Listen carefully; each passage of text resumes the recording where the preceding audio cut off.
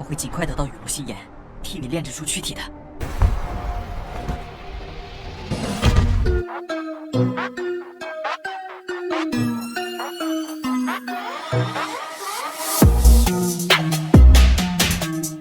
Halo kalian para pecinta Battletoads The Heavens yang taat bayar pajak.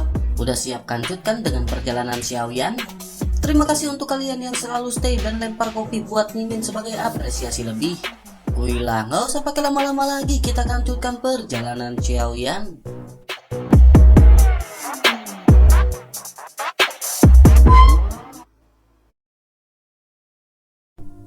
Cerita masih berkancut dengan Xiaoyan yang pada saat ini mengarah ke tebing batu untuk berhadapan dengan si monster. Sebelum langkah kaki mereka mendarat, batu raksasa yang berada di atas tebing pun seketika berpindah. Hanya dengan sedikit gerakan, bumi dan bebatuan yang berada di tebing pada saat ini benar-benar runtuh. Retakan pun segera menyebar ke segala arah dengan debu yang berterbangan ke segala arah. Sementara itu tubuh si monster pun pada saat ini bergetar dan ia sudah melayang di atas kelapa kelompok Xiaoyan. Tubuhnya yang panjang dan besar ratusan meter penuh dengan kekuatan yang mengejutkan. Sepasang mata darah besar perlahan terbuka dan dipenuhi dengan kemarahan ketika menatap ke arah kelompok Xiaoyan. Melihat mata darah dan tanduk yang dimiliki oleh monster ini, Jing Wuchen akhirnya segera terkejut. Ia tanpa sadar berseru bahwa ini adalah naga batu dengan kekuatan tertinggi di antara monster bintang ke-6.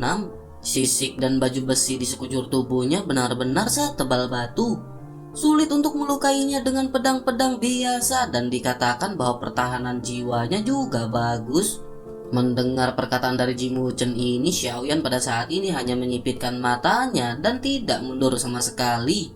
Xiaoyan segera mengeluarkan pedang kuno api surgawinya dalam sekejap. Xiaoyan pun melesat dan dalam sekejap mata Xiaoyan segera melesatkan pedangnya kepada monster batu naga ini. Suara dentang yang sangat keras segera terdengar. Rangkaian percikan api segera memercik, tetapi tubuh naga batu itu tidak bergerak. Hati Xiaoyan pada saat ini benar-benar bergetar dan Xiaoyan bergumam bahwa pertahanan monster ini benar-benar sangat kuat. Meskipun serangan ini tidak menggunakan semua kekuatannya, namun itu tidaklah ringan. Tanpa diduga, naga batu ini benar-benar bahkan tidak bereaksi terhadap serangan Xiaoyan. Sementara itu, si monster pada saat ini segera mengaum dan menatap ke arah Xiaoyan. Dari penglihatannya, ia menyadari bahwa orang-orang ini memiliki kekuatan di tahap bintang 4 Dodi. Ia benar-benar merasa diremehkan dengan kekuatannya yang pada saat ini berada di bintang 6 Dodi. Ia benar-benar tidak menyangka bahwa salah seorang dari mereka berani melesatkan pukulan kepadanya. Sementara itu, Xiaoyan mengabaikan kemarahan dari monster naga batu dan tubuh Xiaoyan sekali lagi melintas. Xiaoyan menoleh ke arah naga dalam sekejap dan segera melesatkan pedang kuno api surgawinya. Banyak pukulan segera menghantam tubuh dan kepala monster naga batu yang pada saat ini membuatnya menjadi semakin marah. Raungan yang memekakan telinga segera keluar dari mulut naga batu ini. Ia pun segera menjentikan ekornya yang besar ke udara dan pada saat ini tatapan marahnya hanya tertuju kepada Xiaoyan. Tubuhnya pun langsung melesat menghampiri Xiaoyan. Semua ini sesuai dengan apa yang diharapkan oleh Xiaoyan bahwa Xiaoyan hanya ingin menarik monster tersebut. Xiaoyan pun menggunakan seluruh keterampilan tubuhnya. Xiaoyan terus mundur dari waktu ke waktu menghindari kejaran dari si monster. Segera monster ini pun dipimpin oleh Xiaoyan menjadi semakin jauh dari pohon kehidupan. Agar tidak menimbulkan kecurigaan dari monster batu ini, Jing Wuchen dan Long Yi juga segera mengikuti Xiaoyan. Mereka pun hanya mengikuti si monster dan beberapa kali berpura-pura menyerang. Sementara itu, pada saat ini meskipun naga batu ini berukuran besar dan sangat kuat dalam pertahanan, tetapi kecepatan dan fleksibilitasnya jauh jika dibandingkan dengan Xiaoyan. Namun pada saat ini ia benar-benar masih belum bisa menyentuh Xiaoyan dan kemarahan benar-benar melonjak di dalam hatinya. Sementara itu, Xiaoyan pada saat ini segera meningkatkan kekuatannya untuk kembali menyerang kepada si monster. Xiaoyan menghindari serangan berdarah naga batu ini dan segera menabrak keras tanduk hitam di atas kepalanya. Tanduk hitam merupakan senjata dari serangan yang paling tajam dari naga batu. Tetapi juga tanduk ini merupakan pertahanan terlemah dari monster naga batu. Begitu Xiaoyan menghantam tanduk ini, naga batu itu pun seketika menjadi pusing. Ia benar-benar terhuyung-huyung dan seketika hampir jatuh dari udara. Namun ia segera mengangkat kelapanya dan meraung keras ke arah Xiaoyan. Pada saat ini ia benar-benar tidak menyangka ada makhluk kecil yang mempermainkannya. Ia pun segera mengeluarkan semua kekuatannya untuk meraih ke arah Xiaoyan. Namun bersamaan dengan itu ia segera teringat sesuatu dan sosoknya tiba-tiba berhenti. Ia melari kembali ke arah pohon kehidupan yang sudah menjauh. Matanya tertuju pada Jing Wuchen dan Long Yi yang telah berhenti mengejar untuk waktu yang lama. Jejak keraguan-raguan pun segera melintas di matanya yang besar. Melihat naga batu yang ragu-ragu, Xiaoyan juga pada saat ini merasa cemas. Xiaoyan dengan tegas segera ngeledek si monster agar ia menjadi semakin marah. Mendengar ledekan dari Xiaoyan ini, ia pun langsung dibangkitkan oleh kemarahan yang tidak ada habisnya. Ia pun tidak bisa lagi menahan keganasan yang ada di dalam hatinya. Matanya memerah dan dengan jentikan dari ekornya, kekuatan tirani segera meledak. Ia langsung melesatkan dirinya ke depan Xiaoyan dan pada saat yang bersamaan segera membuka mulutnya yang berdarah. Bersamaan dengan itu, pada saat ini matahari keemasan bersinar langsung dan itu adalah matahari di tengah hari. Buah kehidupan dari pohon kehidupan berwarna merah seperti batu akik. Buah ini memancarkan keharuman yang menawan dan pada saat ini sudah siap untuk dipanen. Menyadari hal tersebut, Xiaoyan pun sangat gembira di dalam hatinya dan Xiaoyan tidak lagi melarikan diri. Cahaya berdarah segera naik dari tubuh Xiaoyan dan segera menutupi ruang dengan radius beberapa kilometer. Bersamaan dengan itu, seluruh tubuh dari si monster pada saat ini terasa lamban di udara. Ia pun segera meratap dan menggelengkan kelapanya sebelum akhirnya berguling-guling di udara. Bersamaan dengan itu, darah yang bergolak segera menetes dari sudut matanya yang berdarah. Xiaoyan pun segera berkata bahkan jika pertahanan spiritual si monster bagus, Xiaoyan tidak percaya jika ia bisa menahan kekuatan spiritual Xiaoyan. Setelah serangan mendadak dari teknik pertarungan jiwa Xiaoyan ini, Xiaoyan pun tidak memberi monster batu ini kesempatan bernafas. Xiaoyan segera melesatkan doki dan 777 kaki segera digabungkan menjadi satu ayunan. Di bawah pukulan penuh Xiaoyan ini, armor sisik naga batu yang tidak bisa dihancurkan pada saat ini benar-benar ditutupi dengan retakan. Pada saat ini Xiaoyan tanpa henti menuangkan cairan roh bening. Setelah itu Xiaoyan lanjut melesatkan 1000 kaki tanpa bayangan dan menghancurkan si monster dengan liar. Naga batu ini benar-benar dipukul dengan keras berulang kali oleh Xiaoyan. Tidak mungkin lagi baginya untuk mempertahankan tubuhnya di udara dan ia segera jatuh dengan keras. Sementara itu di kejauhan Jing Wuchen yang telah memperoleh semua buah kehidupan berdiri di bawah pohon kehidupan. Ia menatap naga batu yang jatuh ke tanah dan membuat lubang yang besar. Ia benar-benar terkejut setelah melihat hal ini dan benar-benar tidak bisa berkata-kata. Ia bertanya-tanya di dalam hatinya apakah ini kekuatan sebenarnya dari saudara Xiaoyan. Apakah ini kekuatan yang dapat dikeluarkan oleh puncak bintang 4 Dodi? Sementara itu di sisi lain si monster pada saat ini segera bangkit dan meraung dengan keras. Seluruh tebing pada saat ini tampak terguncang oleh raungan dari si monster. Ia pun berjuang untuk bangkit dan mengangkat kelapanya dan melihat bahwa tidak ada buah kehidupan di pohon kehidupan. Ia menatap ke arah Jing Wuchen yang berdiri di bawah pohon dan ia segera mengerti segalanya. Buah kehidupan yang telah dijaga selama bertahun-tahun pada akhirnya telah dewasa dan jatuh di tangan orang lain. Gelombang cahaya pun segera keluar dari mulutnya dalam keadaan putus asa. Si monster segera melesatkan gelombang cahaya ke arah Jing Wuchen. Menyadari hal tersebut, Xiaoyan pada saat ini benar-benar tidak bisa untuk mencegah serangan itu. Di sisi lain, Jing Wuchen pada akhirnya segera terbangun dari keterkejutannya. Namun sangat disayangkan ia pada saat ini tidak punya waktu untuk melarikan diri. Sementara itu Long Yi pada saat ini terlihat sangat bahagia. Long Yi memang sudah sejak lama ingin berhadapan dengan monster tingkat yang lebih tinggi. Ia pun segera mengambil langkah ke depan dan kekuatan darah naga guntur 9 emas yang mendalam segera diaktifkan sepenuhnya. Sisik emas gelap dengan cepat segera menutupi seluruh tubuhnya. Aura yang mengancam juga seketika meletus dari tubuh Long Yi yang benar-benar berselimut cahaya emas. Long Yi pun segera menyerang ke depan dengan tombak yang pada saat ini diacungkan. Dalam sekejap mata tombak guntur Long Yi telah bertabrakan dengan cahaya yang dilesatkan. Energi yang dipenuhi dengan kekerasan pun seketika meledak di tanah di tempat tabrakan, merubahnya menjadi jurang. Kerikil dan debu yang tak terhitung jumlahnya segera tersebar di udara. Setelah ledakan ini, Long Yi yang telah melepaskan tombaknya segera terbang menjauh dan terbuyung mundur.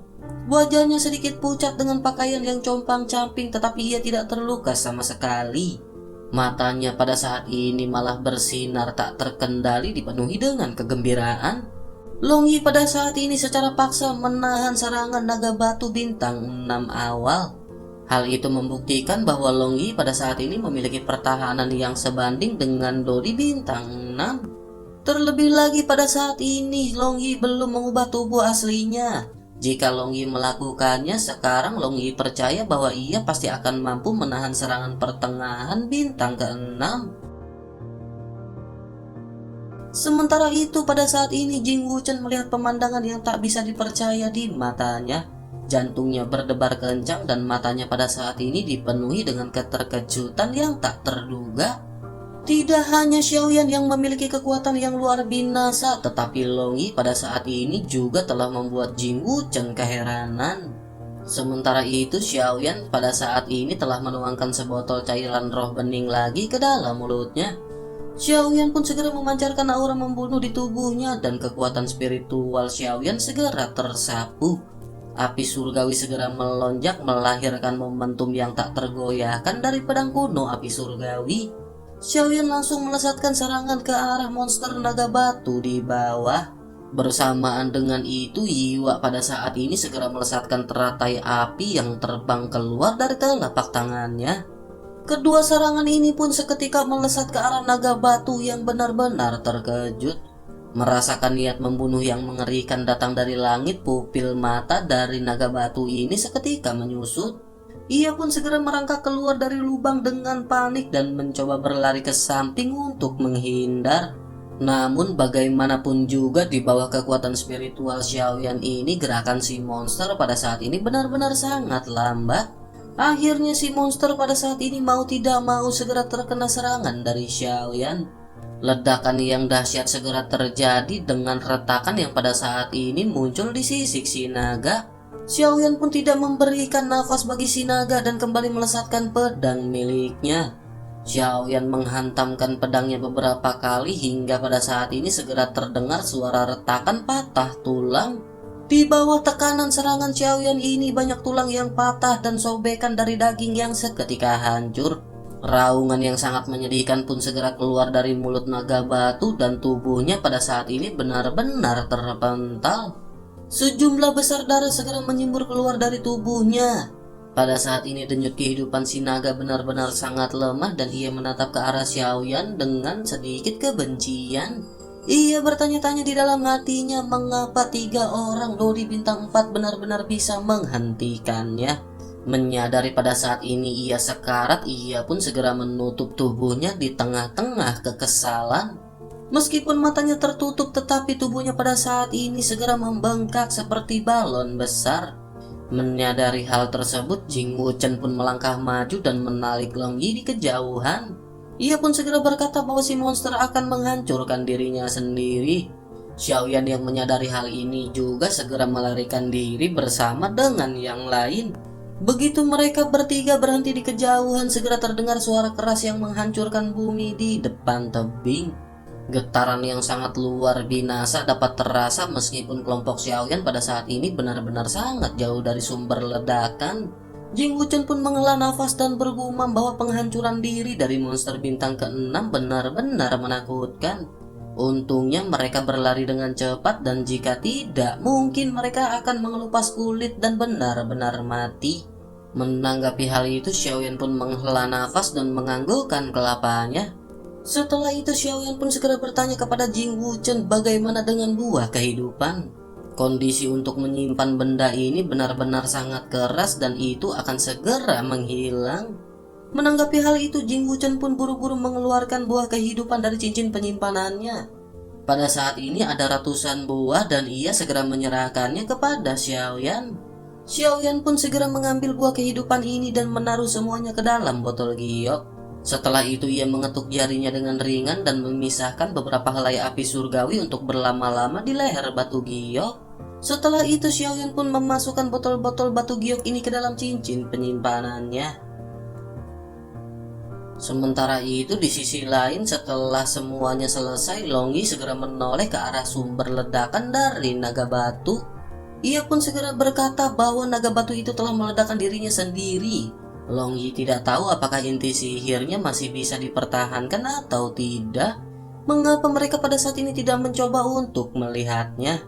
Menanggapi hal itu, Jing Wuchen segera berkata jika dengan ledakan seperti itu, sepertinya inti sihir dari si monster juga tidak akan bertahan dan hancur. Namun tidak ada salahnya bagi mereka pada saat ini untuk melihatnya.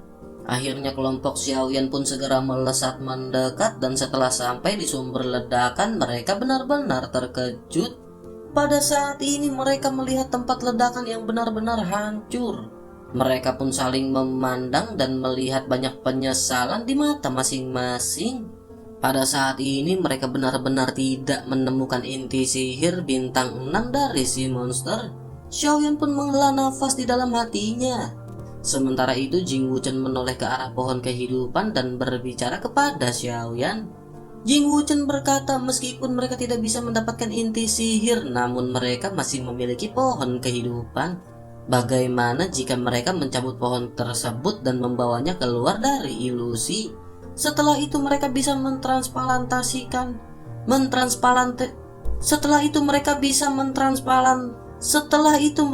mentransplantasikannya di dunia luar. Xiaoyan pun pada saat ini benar-benar terkejut dengan pemikiran dari Jing Wuchen. Xiaoyan pun segera berkata bahwa itu adalah ide yang bagus. Tetapi jangan berbicara tentang apakah pohon kehidupan ini akan segera layu setelah meninggalkan tempat yang sangat cerah ini. Di manakah mereka bisa menemukan tempat yang sangat cerah untuk menanam pohon ini di luar ilusi? Mendengar hal itu, Jing Wuchen pada saat ini hanya bisa menghela nafas tak berdaya. Akhirnya mereka pun memutuskan untuk segera pergi. Namun ketika hendak berjalan, Jing Wuchen tiba-tiba menghentikan Xiaoyan. Jing Wuchen berkata bahwa ia telah mencium bau harta karun. Jing Wuchen menatap ke arah tanduk dari monster naga batu yang telah hancur. Sementara itu Xiaoyan segera bertanya bukankah itu adalah tanduk naga batu. Selain itu lebih dari setengah tanduk ini telah rusak akibat ledakan. Apakah ini yang dimaksud oleh Jing Wuchen sebagai harta karun? Menanggapi hal itu Jing Wuchen pun tersenyum dan mengangguk sebelum akhirnya ia segera menjelaskan. Ia berkata bahwa tanduk hitam ini adalah senjata paling tajam dari naga batu. Selain itu di ujung tanduk ini merupakan sebuah esensi. Jika energi ini dilebur dan menyatu dengan doki, maka serangan yang akan dilesatkan bisa menembus baju besi. Selain itu ini juga bisa digunakan untuk perlindungan tubuh melawan lonjakan energi. Serpihan tanduk ini sangat berguna bagi Jing Wuchen yang pada saat ini menggunakan pedang terbang. Mendengar hal itu, Xiaoyan pada saat ini merasa gembira karena Jing Wuchen telah mendapatkan satu lagi harta karun. Xiaoyan pun segera mengucapkan kepada Jing Wuchen karena pada saat ini ia benar-benar telah mendapatkan berkah. Selain itu, Xiaoyan pada saat ini menyadari bahwa tanduk ini benar-benar tidak hancur sepenuhnya setelah ledakan yang sangat dahsyat. Hal itu membuktikan bahwa tanduk ini benar-benar memiliki pertahanan yang sangat kuat. Sementara itu di sisi lain Jing Wuchen segera berkata bahwa ia kebetulan mengenal seorang pandai besi yang sangat terkenal. Orang itu telah mencari api tempa 9 matahari. Belum lama ini Jing Wuchen baru saja mendengar bahwa tampaknya ia telah memiliki api tersebut. Oleh karena itu di masa depan ia akan mengunjungi orang tersebut untuk menempa bahan pisau terbang berkualitas tinggi. Menanggapi hal itu, Xiaoyan segera bertanya apakah api tersebut sejenis api surgawi. Jing Wuchen pun segera menjelaskan kepada Xiaoyan bahwa ini adalah api yang ditempa oleh 9 matahari yang merupakan jenis api magis. Api ini berada di antara api surgawi dan api binatang tingkat tinggi. Oleh karena itu sesungguhnya api ini bukanlah api surgawi. Mendengar sedikit penjelasan dari Jing Wuchen ini, Xiaoyan pun menganggukkan kelapanya dan menghela nafas. Akhirnya Xiaoyan pun mengajak mereka semua untuk segera pergi. Namun sebelum kelompok Xiaoyan pergi, Xiaoyan pada saat ini menatap matanya ke arah pohon kehidupan dengan penyesalan. Xiaoyan melihat adanya sesuatu yang aneh dan segera menatapnya dengan teliti. Melihat Xiaoyan yang menyipitkan matanya, Jing Wuchen pun segera bertanya, ada apa? Xiaoyan pun memerintahkan mereka untuk melihat ke arah celah yang berada di dekat pohon. Setelah memperhatikan, Jing Wuchen pada saat ini melihat bahwa itu seolah-olah seperti ventilasi. Jika ada ventilasi seperti itu, tampaknya bagian belakang dari tebing itu kosong. Menanggapi hal itu, Xiaoyan segera berkata bahwa ia juga tidak mengetahuinya. Namun jika diperhatikan, bentuknya pada saat ini seperti gua. Menanggapi hal itu, Jing Wuchen pun berkata bahwa mereka pada saat ini tidak akan bisa mengetahuinya jika mereka tidak mengeceknya. Jing Wuchen pada saat ini benar-benar tidak sabar dan segera melesatkan tinjunya yang menembus udara. Ledakan pun segera terjadi dan sebuah gua gelap segera terungkap di tengah debu yang berterbangan. Bersamaan dengan itu, semburan aura yang membakar segera keluar dari gua, membuat udara di dekatnya menjadi sangat panas mendadak. Akhirnya setelah melihat keberadaan gua ini, kelompok Xiaoyan pun saling memandang sebelum akhirnya memutuskan untuk masuk. Setelah sampai di mulut gua, mereka pun memutuskan untuk berjalan ke dalam gua. Gua ini benar-benar sangat dalam dan kelompok Xiaoyan berjalan untuk waktu yang tidak diketahui. Pada saat ini suhu mulai turun dan gua secara bertahap menjadi lebih luas. Setelah lama berjalan, Xiaoyan pada saat ini segera menggosok jari-jarinya dan nyala api segera menyala di dalam gua. Bersamaan dengan itu, kelompok Xiaoyan melihat cahaya yang terdistorsi yang menjulang. Xiaoyan pun segera berkata bahwa ada kekuatan aneh yang menyelimuti seluruh gua. Xiaoyan bisa merasakan tekanan yang kuat di dalamnya. Oleh karena itu kekuatan spiritual Xiaoyan pada saat ini tidak bisa diabaikan. Mungkinkah ini tempat peristirahatan monster dan mungkinkah ada monster kuat di dalam gua? Di tengah-tengah kebingungan ini mereka pun memutuskan untuk terus berjalan hingga setelah cukup lama. Mereka melihat setitik cahaya dan mereka segera bergegas menuju ke arah cahaya tersebut. Setelah mereka mendekati cahaya ini, mereka kembali dikejutkan oleh sesuatu. Apa yang muncul di hadapan mereka ini adalah gua yang jauh lebih besar. Mata kelompok Xiaoyan pun segera tertuju pada satu sudut di mana ada dua kerangka monster.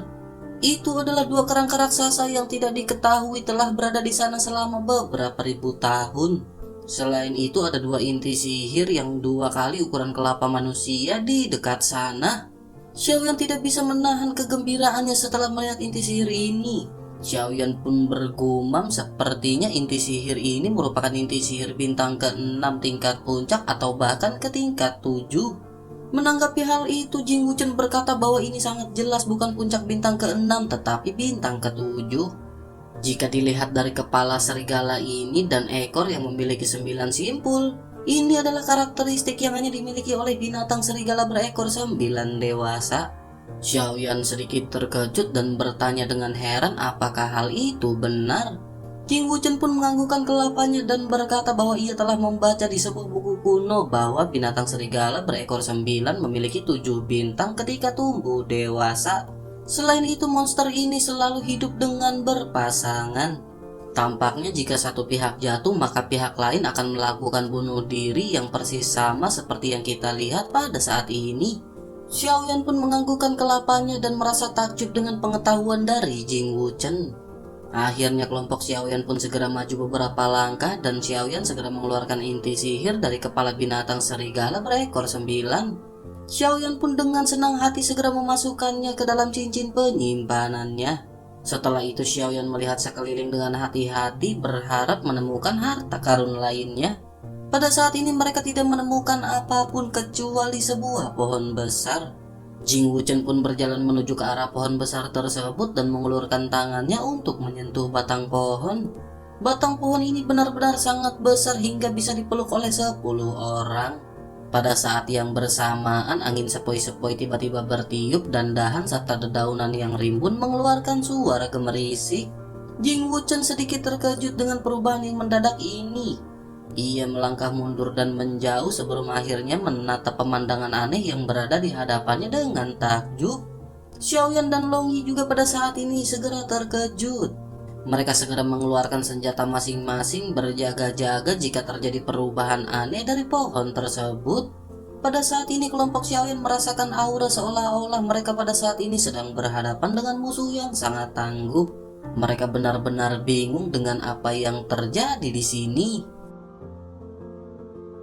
Kelompok Xiaoyan pun pada saat ini hanya bisa terdiam di bawah tekanan seperti itu. Sementara itu Long Yi pada saat ini berinisiatif untuk melakukan sesuatu. Long Yi berkata bahwa mereka tidak akan bisa mengetahui apa yang terjadi jika mereka tidak berusaha untuk bertindak.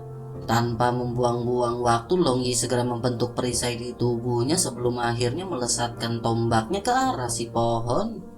Tombak Long Yi pun segera menghantam si pohon, namun pada saat ini pohon tersebut benar-benar tidak bergetar. Kelompok Xiaoyan semakin terkejut melihat daya tahan dari batang pohon ini. Mereka pun bertanya-tanya tanaman apakah ini yang memiliki kekuatan yang sangat menakjubkan. Xiaoyan pada saat ini dipenuhi dengan rasa penasaran sebelum akhirnya melambaikan tangannya.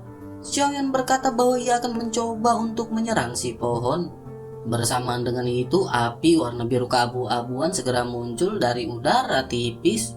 Xiaoyan melesatkan api surgawi ini ke cabang pohon dan seketika cabang ini berhasil dihancurkan dan menjadi debu yang hitam. Tak lama setelah itu cabang-cabang pohon lain pada saat ini seketika menyusut. Seolah-olah mereka pada saat ini takut terhadap Xiaoyan karena Xiaoyan memiliki api. Pada saat ini Xiaoyan segera menyadari bahwa kayu memang benar-benar tidak akan tahan terhadap api. Akhirnya Xiaoyan pada saat ini segera berinisiatif untuk mengeluarkan api surgawi yang besar. Api surgawi pun segera dilesatkan ke arah si pohon dan seketika membuat dedaunan menguning dan berguguran.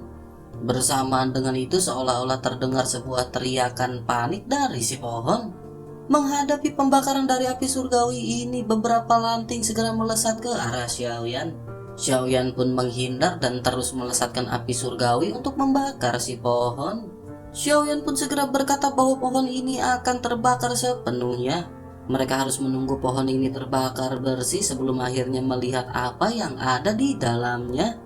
Akhirnya mereka pun pada saat ini segera menunggu di bawah pembakaran pohon ini oleh Xiaoyan.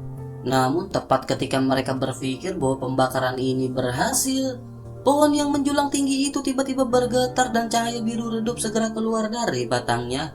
Cahaya ini menutupi semua cabang seperti riak dan dengan segera bahkan udara di dekatnya menjadi sangat lembab. Kelompok Xiaoyan pun pada saat ini terkejut dan Jing Wuchen matanya pada saat ini melebar.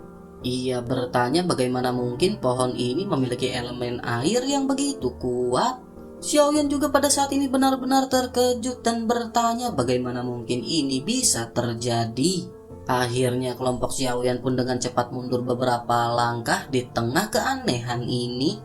Kelompok Xiaoyan pun pada saat ini saling memandang dan bertanya apa yang harus mereka lakukan. Sementara itu pada saat ini si monster mengeluarkan kabut yang seketika memadamkan api milik Xiaoyan. Bersamaan dengan itu cahaya biru segera melonjak menutupi bagian pohon. Dahan-dahan yang sebelumnya hancur pada saat ini benar-benar telah kembali utuh dan dilapisi dengan batu yang keras. Dahan-dahan ini segera melesat menyerang ke arah Xiaoyan. Bersamaan dengan itu akar dari si pohon pada saat ini juga segera terangkat membuat retakan di tanah. Kelompok Xiaoyan pun seketika terkejut dan memutuskan untuk mengapung di udara. Pada saat ini Xiaoyan memerintahkan semuanya untuk bekerja sama menghancurkan si pohon. Long Yi dan Jing Wuchen pun seketika mengangguk dan mereka pada saat ini segera menyerang balik si pohon.